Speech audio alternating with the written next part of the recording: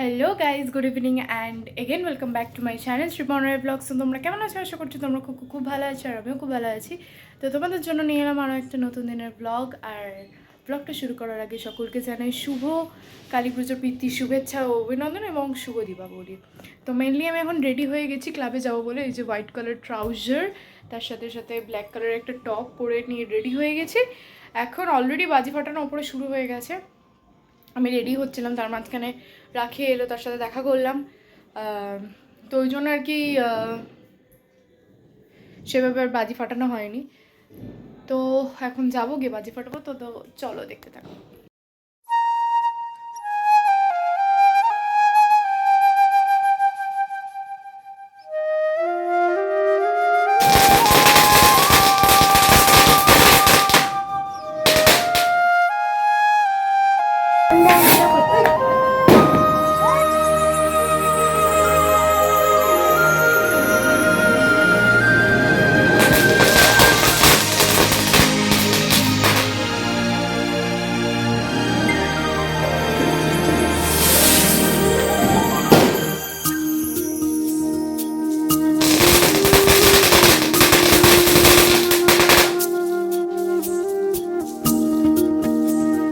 তারপরেই সেদিনকে দেবপনাদের বাড়িতে লক্ষ্মী পুজো ছিল, তো আমি চলে গেছিলাম বাড়ির জন্য প্রসাদ নিতে। তো অনেকে ভাবে এটা অলক্ষ্মী পুজো হচ্ছে, বাট না, এটা লক্ষ্মী পুজোই করা হচ্ছে। ওদের লক্ষ্মী পুজোর দিনকে লক্ষ্মী পুজো করতে পারেনি একটা অসুবিধা থাকার জন্য, তো সেই কারণে কালী পুজোর দিনকে ওদের বাড়িতে লক্ষ্মী পুজো করা হয়েছিল।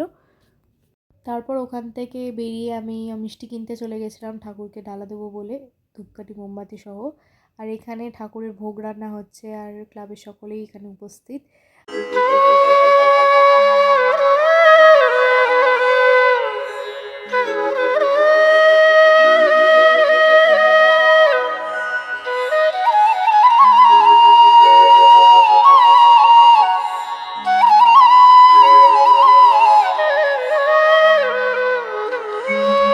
তারপরে এখানে দেবপর্ণা 108টা প্রদীপ রেডি করছিল জ্বালানোর জন্য। আর সব কাজ মোটামুটি অল্প করে আমরা এখানে বসেছিলাম, আমি, দেবপর্ণা, মহিলা, হি হি হি হি।